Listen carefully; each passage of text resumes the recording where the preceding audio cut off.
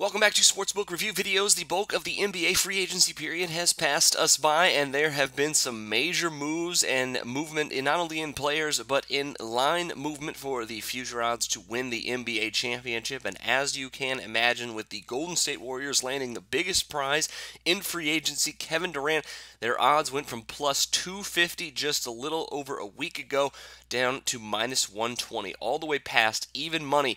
The Golden State Warriors now potentially have 4 of the top 12 players in the league. This is going to be a potential dynasty in this one. I told you to take them at plus 250 before free agency started. I hope you listen to me because the value has diminished since the Kevin Durant signing has taken place. They could be literally setting themselves up for yet another finals run, and it could be amazing to watch here for this Golden State Warriors team, but not unbeatable. But at this point, it's looking like they are on paper. Now, next up, surprisingly, the biggest movers is the Eastern Conference's New York Knicks. The Knicks have had a very good offseason, even though may have overpaid Joakim Noah. Maybe they let go Jerry and Grant when they didn't need to for Derrick Rose. This team is going to be one of the top 3 or 4 teams in the Eastern Conference next season. If Rose and Noah are healthy and at least playing close to what they can give you at their peak right now, when they're both of them really being well past their physical prime for different reasons, the Knicks are going to be a very good basketball team. Of course, Kristaps Porzingis is going to mature again. I like the deal they got to get Courtney Lee, a very solid defender. Oh yeah,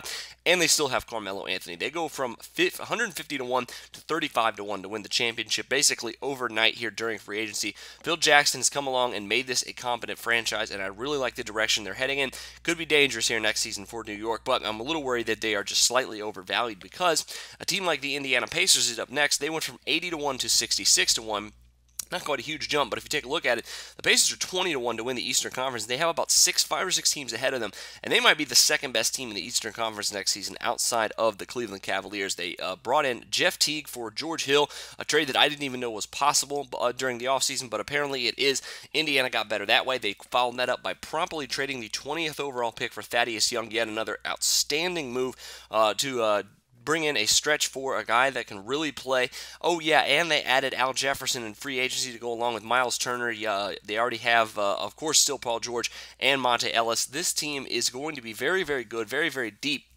I think they have a lot of things they can do next season. And like I said, I think they may end up being the second best team in the Eastern Conference. With odds of 20 to 1 and being listed as one of the 5th or 6th best teams in the East right now during the offseason, that's an indicator to me that they're going to have immense ATS value coming up next season if that continues to hold. So do not sleep on the Indiana Pacers. They look like they could be a very, very good basketball team heading into next season. That'll do it for me this time. Make sure to check out all of our NBA and NFL offseason future odds coverage here throughout the rest of the off seasons. Football will be coming up, of course, very, very soon, and we'll be covering that in depth as we get further in the next couple of weeks. But until then, for Sportsbook Review, I'm Jordan Sharp. Always on the go? Bet365 has one of the top mobile platforms in today's market. Sign up today and don't let your busy life keep you out of the game.